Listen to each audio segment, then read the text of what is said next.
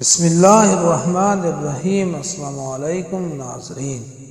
ابو داؤد رحمہ اللہ بہت بڑے محدث گزرے ہیں جن کی کتاب ابو داؤد مدارس میں پڑھائی جاتی ہے، داخل درس ہے۔ ان کے واقعات میں لکھا ہے کہ یہ سمندر کے کنارے کھڑے ہوئے تھے اور سمندر میں جہاز اترا ہوا کھڑا تھا۔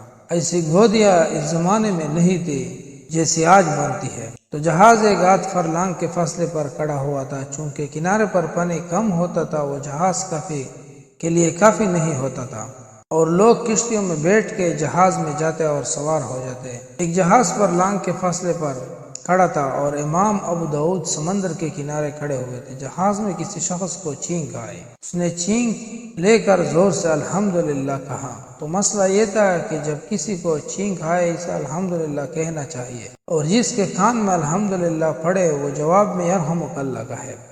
اس شخص نے الحمدللہ زور سے کہا کہ امام ابو داؤد کے کان میں پہنچ آئی آواز۔ اب اس کا جی چاہا کہ میں شریعت کی اس چیز پر عمل کروں اور یرحمک اللہ کہوں تاکہ مجھے ثواب ملے۔ حالانکہ مسئلہ یہ ہے کہ چھینک لینے والے کو الحمدللہ کہنا واجب ہے، جبکہ اس مجلس میں وہ موجود ہو اور اس کے کان میں پڑ جائے اس نے الحمدللہ کہا ہے، وہ یرحمک اللہ کہہ کر جواب دے۔ یہ نہیں کہ مسجد میں ایک شخص کو چھینک آیا اور دوسرا شخص بازار میں جا رہا اور وہ جواب دینے کے لیے مسجد میں آ جائے۔ ایک مسجد کا مسئلہ ہے، ایک مجلس کا مسئلہ ہے، مجلس سے خارج کا نہیں ہے، تو امام ابو داؤد پر واجب نہیں تھا کہ وہ جواب دے، اس لیے کہ چھینک والے ایک فرلانگ پر ہے اور یہاں وہ جہاز پر ہے، یہ کنارے پر ہے۔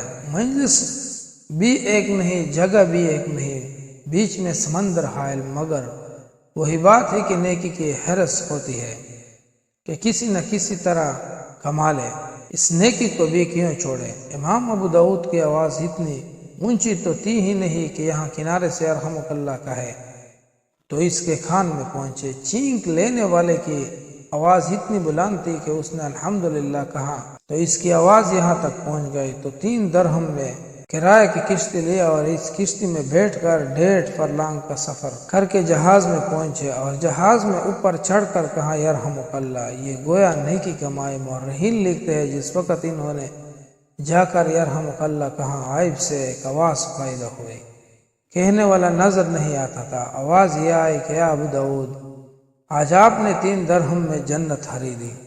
یہ آواز کان میں پڑی، معلوم نہیں کسی خلوص سے یرحمک اللہ۔ حالانکہ امام ابو داؤد محدث ہے، جانے کتنے انہوں نے حدیثیں لکھی اور کتنا اجر کمایا، کتنی نوافل اور تہجد پڑھے ہوں گے اور کتنے صدقات دیے ہوں گے، لیکن جنت کی خریداری کے اس چھوٹے سے عمل کا ذکر کیا کہ 3 درہم میں کشتی کرائے پر لے کر یرحمک اللہ کہہ دیا۔ خطبات حکیم علیہ السلام صفحہ نمبر 426 میں واقعہ درج ہے۔ سب دوستوں سے گزارش ہے جو بھی چھینک کرتا ہے اگر آپ اس کے قریب ہو یا الحمدللہ کی آواز سن کر آپ یرحمک اللہ ضرور پڑھے، اس سے اللہ تعالیٰ آپ پر بھی رحم کرے گا۔